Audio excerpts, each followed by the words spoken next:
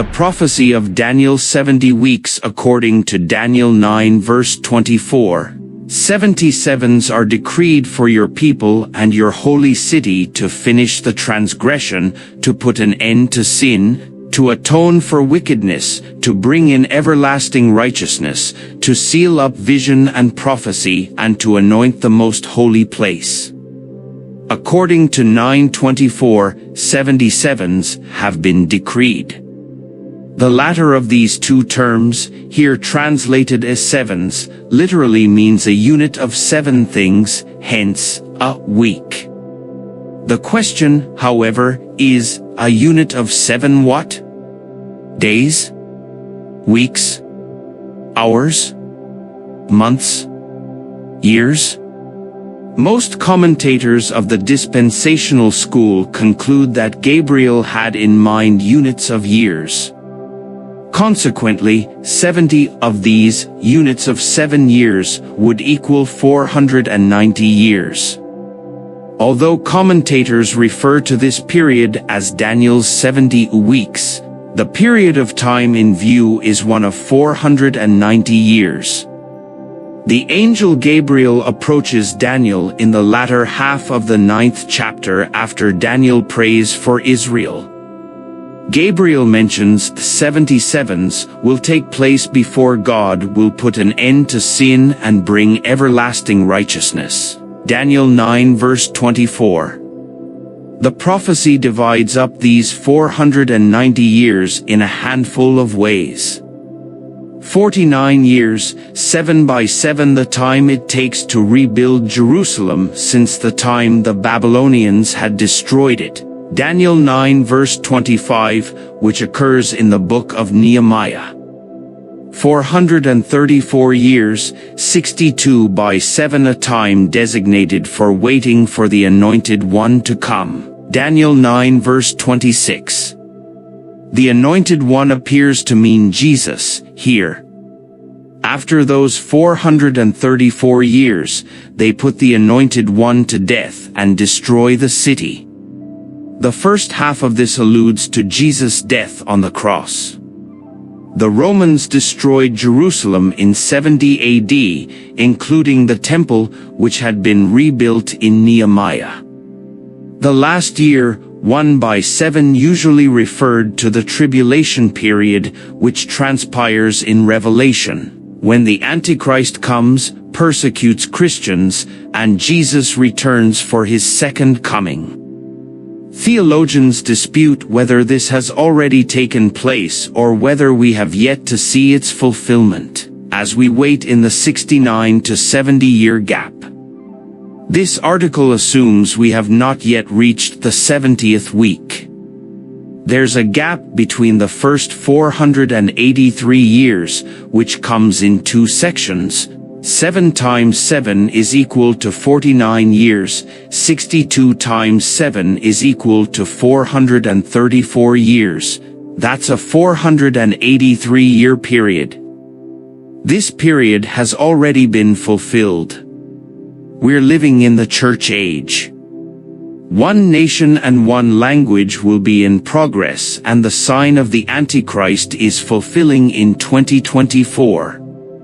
There is one more 7-year period known as the tribulation that has to be fulfilled. This gap between the first 69 weeks and the 70th week is called the church age. It's a parenthesis that has now lasted almost 2,000 years. We call it the rapture, and I have it listed there for you at the end of the church age taken from 1 Thessalonians 4:2. When do the 70 weeks of Daniel begin? According to 9:25, the 70 weeks, i.e., the 490-year period, begin with the issuing of a decree to restore and rebuild Jerusalem. Dispensationalists have opted for either one of 2 dates for this decree. 1. The 7th year of Artaxerxes in 458 to 57 BC, Ezra 7:11-26, or 2. The 20th year of Artaxerxes in 445 to 44 BC, Nehemiah 2 verses 1 to 8. The latter of these two dates is preferred by most dispensationalists, and for two reasons. First, this decree pertains to the rebuilding of the city in accordance with Dan 9:25. Second, v. 25 also indicates that between the decree and the coming of Messiah 69 of the 70 weeks transpire. In other words, 483 years, or 173,880 days, on the questionable assumption that a year equals 360 days, from the decree brings us to Jesus Christ. If one begins with the 1st of Nisan, March 14th, 445 BC, and counts off 173,880 days, taking into account years that have an extra day due to leap year, one arrives at April 6, 32 AD, the occasion of Christ's triumphal entry into Jerusalem. If one chooses to begin the count in 444 BC instead of 445, the 69th week terminates on March 30, 33 AD. 3. What is the goal or purpose of the 70 weeks? The goal of Daniel's 70 weeks is stated in the sixfold declaration of verse 24. Without going into detail at this time, suffice it to say that most dispensationalists insist that some, if not all, of these goals will only be achieved at the second advent of Jesus at the end of the age, perhaps not even until the end of the millennium. For this reason they insist that the 70th week is yet future. 4. When exactly will the 70th week begin? The dispensationalist says that, according to verse 26, two events will occur after the 69th week but before the 70th. In other words, these two events will occur in the gap between the 69th and 70th weeks. These two events are, first, the cutting off of Messiah, the crucifixion, and second, the destruction of Jerusalem and its temple in 70 AD. When, then, is the 70th week to occur? Only at the end of the present age, when Christ returns to consummate the sixfold purpose outlined in v. 24. This 70th week, the so-called Great Tribulation, says the dispensationalist, is described in v. 27. Daniel gives a number of clues as to what will happen during that tribulation period of 7 years. 1. Wars will take place, Daniel 9 verse 26. 2. The Antichrist will come and make a covenant with the Jewish people. He has a description here. 3. The Antichrist, known as the abomination of desolation in Daniel, will put an end to sacrifices and offerings in the temple.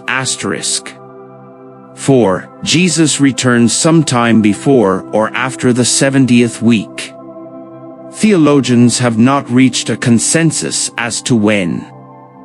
Some theologians have attributed the title of the abomination of desolation to Antiochus Epiphanes IV, who entered the temple, stopped sacrifices, and put an altar to Zeus in the temple, an abomination in Jewish culture. 5. Who is the coming prince of verse 26 and the one who makes the covenant in verse 27?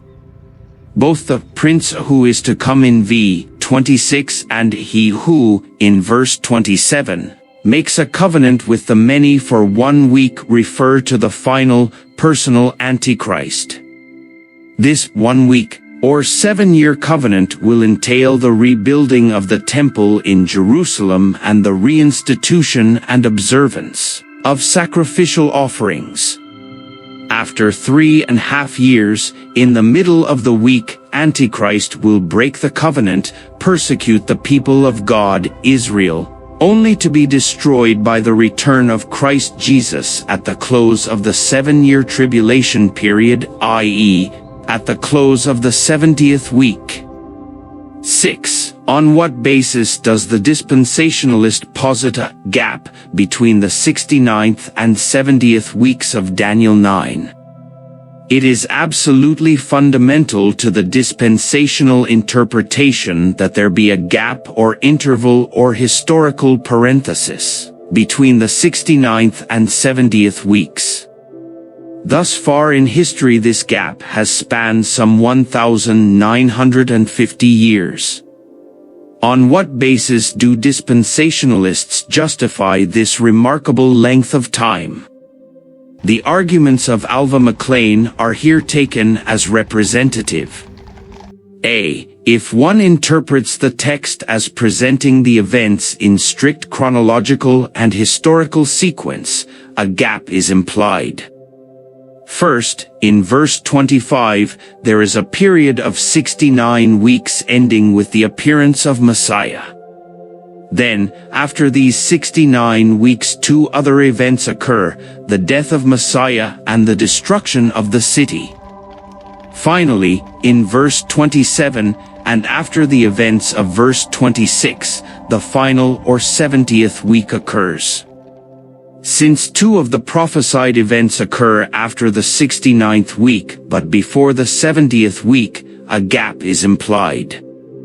B. The events of verse 24 were not fulfilled at Christ's first coming, nor have they been fulfilled at any time in history since his appearance. Therefore, the 70th week, in which time they will be fulfilled, must be future. C. An unseen gap in prophetic time is not unusual in the OT. C. For example, Isaiah 61 verses 1-2 and Luke 4 verses 16-21. D. Jesus himself declared that the 70th week of Daniel is still future. See Matthew 24 verse 15. According to the conclusions reached above, the first half of Daniel's 70th week runs from the baptism of Jesus to 70 AD. The destruction of Jerusalem and its temple in 70 AD is the middle of the week, and the present church age is its latter half. When we survey the fulfillment of Gabriel's prophecy from our vantage point, it appears that the last half of the 70th week is the age of the community of the New Covenant, disengaged from the Old Covenant order with whose closing days its own beginnings overlapped for a generation. In the imagery of the NT Apocalypse, the last half week is the age of the church in the wilderness of the nations for a time, and times, and half a time, Revelation 12 verse 14. Since the 70 weeks are 10 Jubilee eras that issue in the last Jubilee, the 70th week closes with the angelic trumpeting of the earth's redemption and the glorious liberty of the children of God. The acceptable year of the Lord which came with Christ will then have fully come. Thank you for watching the video. Like, share and comment for more videos updating and revealing the prophecies of Bible, and subscribe to encourage us to strengthen the people by the Spirit of truth. God bless you.